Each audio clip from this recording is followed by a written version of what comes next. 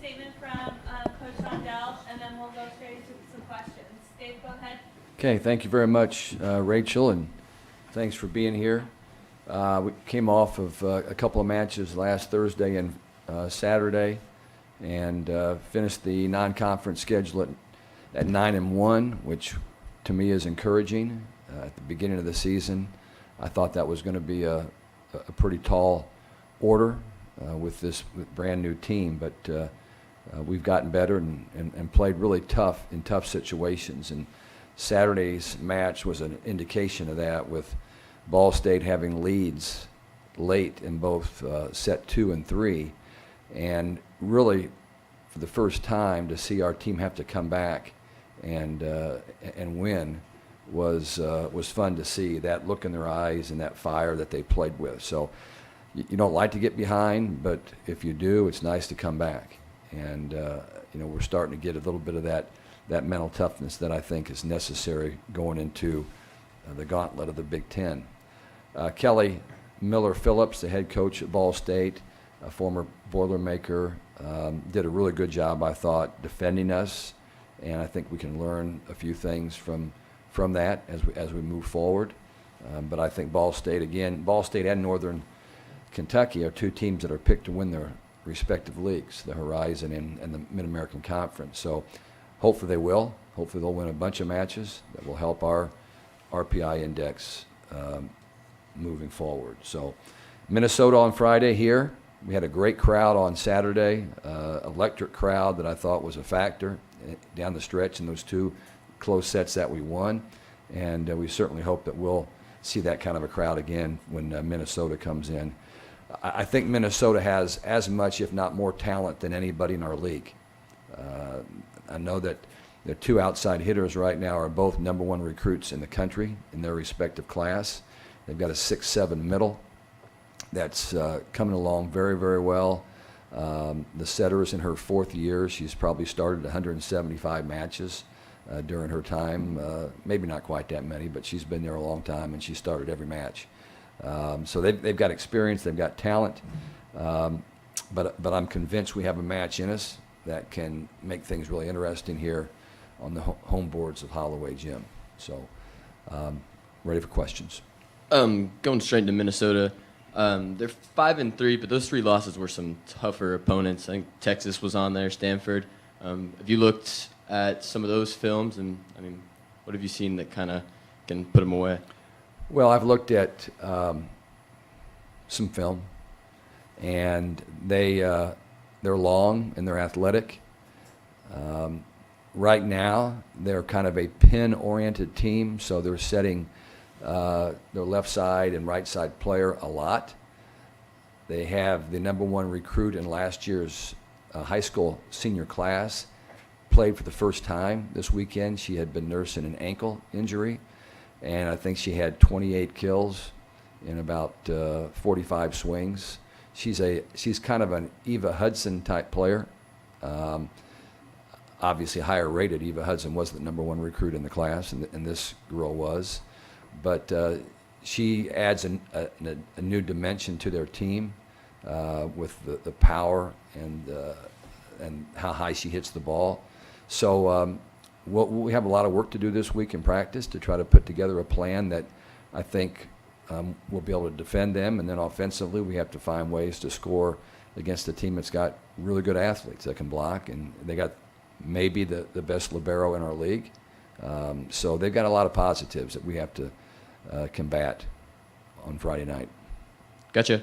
Might be a little early for this, but I heard you mention a few times that going into Big Ten play, we'd start to see a few changes in lineup, especially maybe at middle. What's the timeline on starting to see new players kind of phased in there? Have you started to see any developments? Well, the timeline would be when those players emerge to earn, more opportunities. And whereas I think we have some players that have shown the last week or two, Lourdes Myers has worked harder in practice the last 2 weeks than she's worked any time before.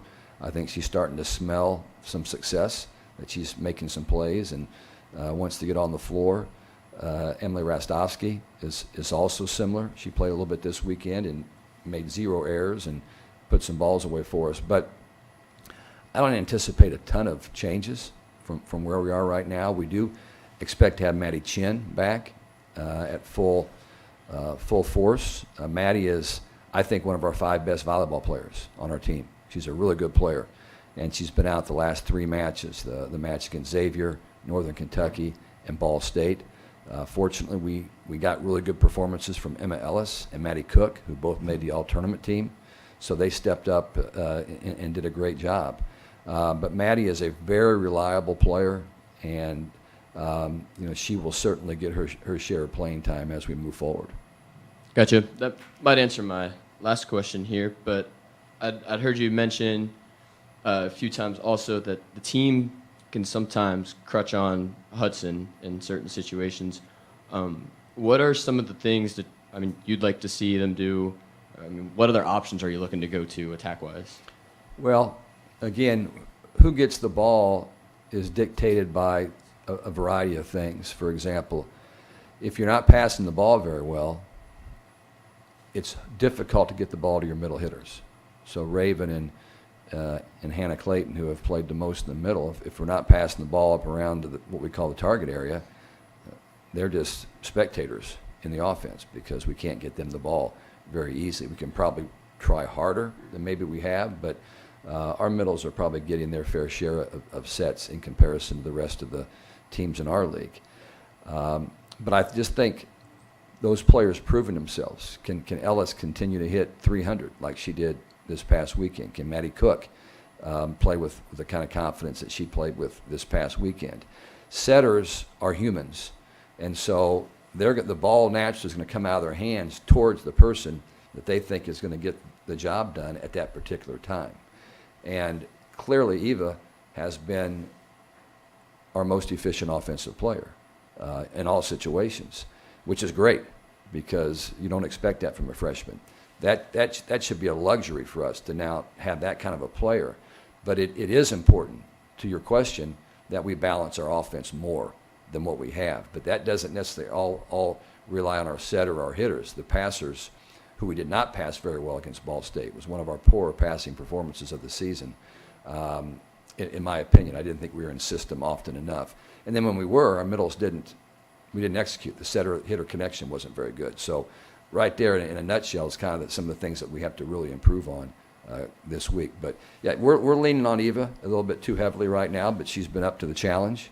And at the end of the day, when you need a point, you're gonna get the ball to the person that makes most sense at that time. Yeah. Dave, up until this point, you kind of control and dictate what your schedule is, and now it's tough match every single night. But getting Minnesota at home to open the conference slate, you talk about being encouraged about the non-conference. If you can get a win or compete against a team like that, tough, how much can that do to progress you into Sunday and moving forward? Well, every team in this league is going to lose in the Big Ten. You're not going to see anybody in our league go 20-0. Across the country right now, it's been unbelievable how many upsets there have been. This past week, I think in the top 15, there were 7 or 8 of those teams got beat. So there's more parity in our sport right now than there has been. I think Texas is King Tut right now. I think they are definitely the team to beat.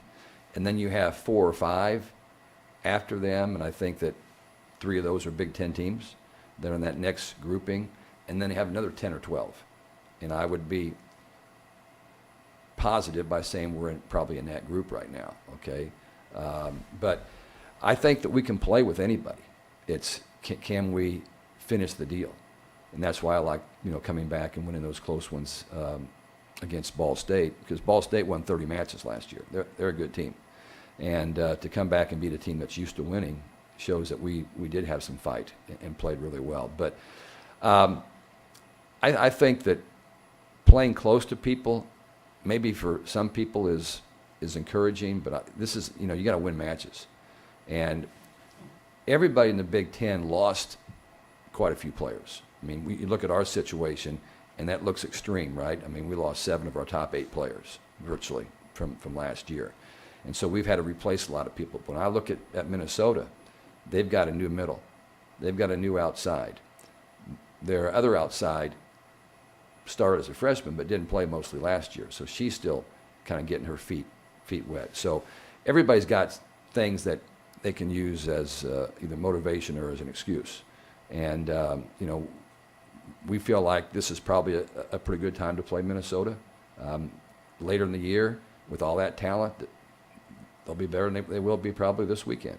So, on the home court is opportunities to really pull some upsets, and we would like to do that in this first match. Kind of going off of what you started that response with, how good is that for the game that there's so much parity? Because you think 15 years ago when Penn State's running the table for 3 straight years or whatever it is, and now it seems like you go into that tournament and have no idea who's going to win the national championship. Yeah, I think it's great, and I think that TV is loving it right now. TV is now responding to volleyball, women's volleyball in particular. In the last 5 days, they had a couple key matches on ESPN, one on ESPN, one on ESPN2. They didn't disappoint. Record crowds everywhere. Of course, Wisconsin had broke the record right 5 days after Creighton and Nebraska had broken the record. So for most, I think they had, was it 16,883 or 33 or something like that. So congratulations to Wisconsin for making that happen, and for Creighton making it happen less than a week before that. But I think it's just a sport that continues to get more fans, and once you come, they'll come back. And I was so pleased with our crowd on Saturday, because I've been waiting for our students to show up like that. They were gone.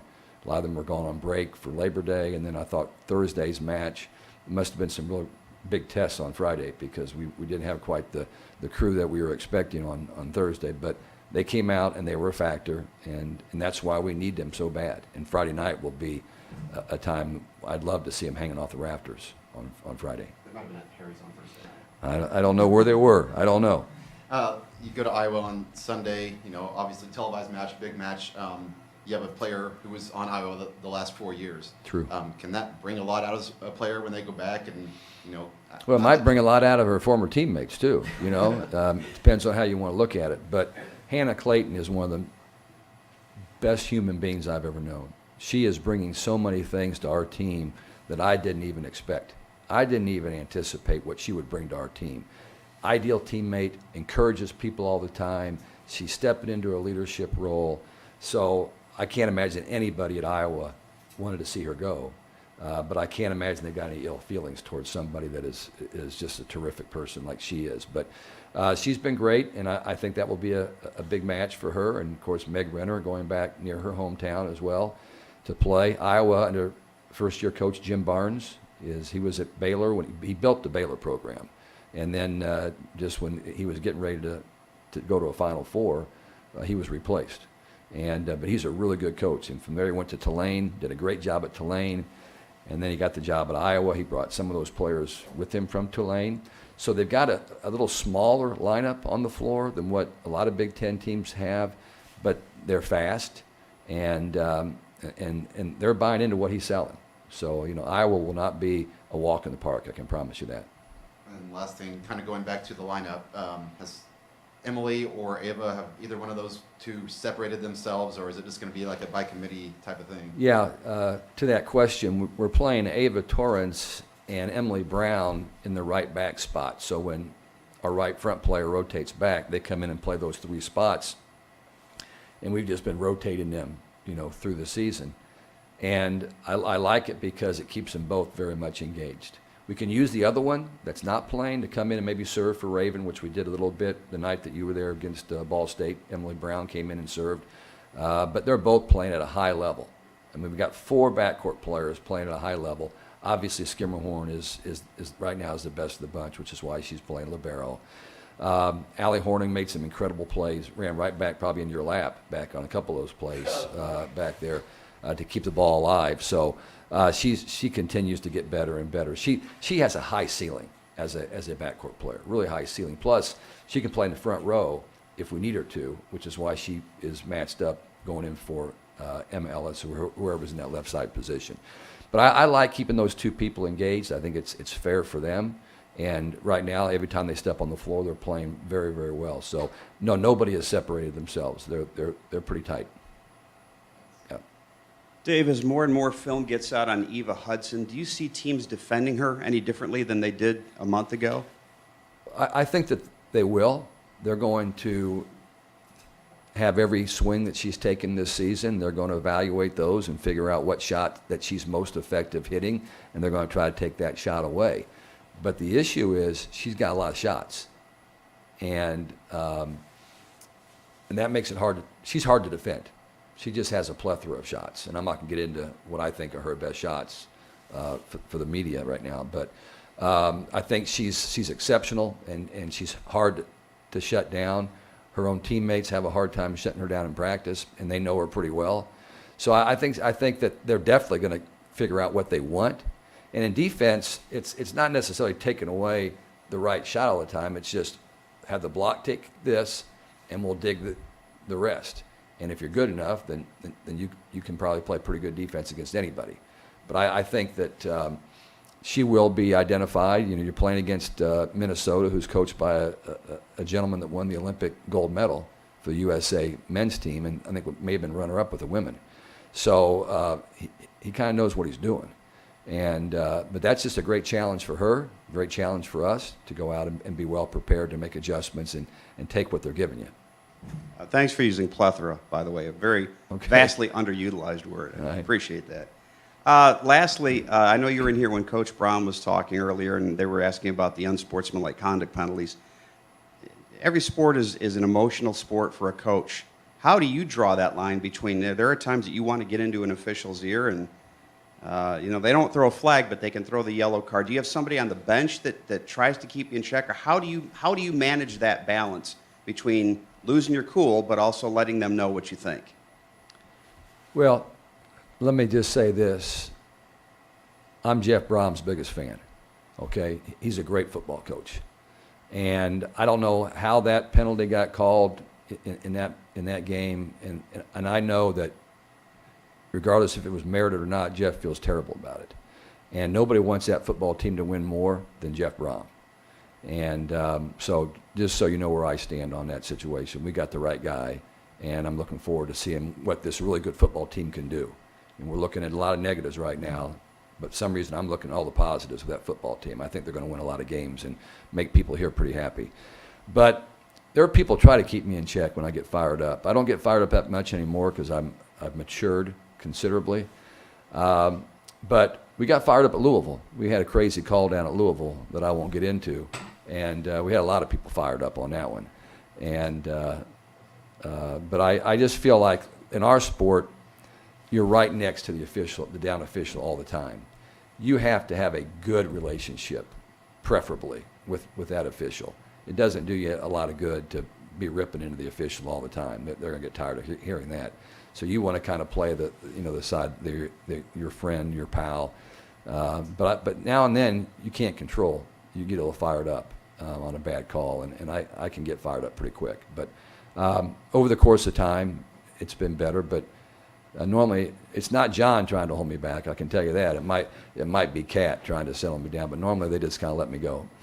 Do you have the same sort of review process? I mean, can you, if you think something's wrong, do you send any tape into the conference office? Yeah, I talked to our head of officials after the Louisville match about that situation, and she actually could not understand what went on because it didn't make any sense. So yeah, I hardly ever do it. I might just send a text to her and say, "Did you see this?" And then that was a nationally televised match, so she was able to see it. Yeah.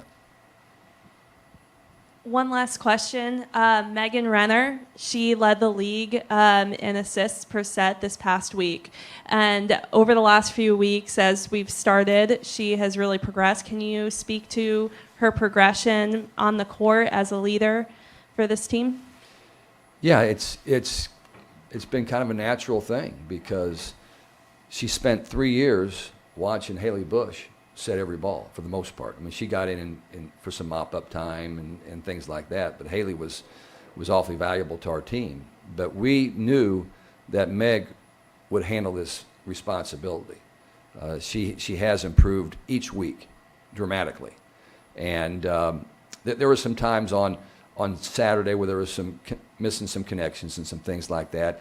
She can score points easily from the setting position, but she forgets. Sometimes she gets, right now it's all kind of a learning process. So she's so focused on doing her number one job, which is setting her teammates and making good decisions there, that sometimes she doesn't recognize that she's 6'2" and touches 10'2" and can score points offensively. And we need to continue to work on that. So down the road, as we progress, that becomes something that defenses have to pay more attention to than what they are right now. But Meg's doing a great job, and we have two other good setters, but to me, Meg needs the experience. I even have my coaches talking to me about, well, let's get this person in, let's get this person in, give them an opportunity to play them across the back row, see how that works. My philosophy is Meg Renner needs the work, and the more time she's on the floor, the better she's going to get and the more comfortable she's going to feel, and she'll start taking her game to even another level. So, but she's doing a great job and a great person to have in charge of your team. She looks like she's starting to get a little more comfortable on the floor. Would you agree? 100%. Yeah, 100%. But again, I think now she started 10 matches. Okay, I talked about the gal from Shaftmaster from Minnesota who's started every match since her freshman year. Now she's a senior, so 35, 100, probably about 125 matches that she started. Our kid started 10.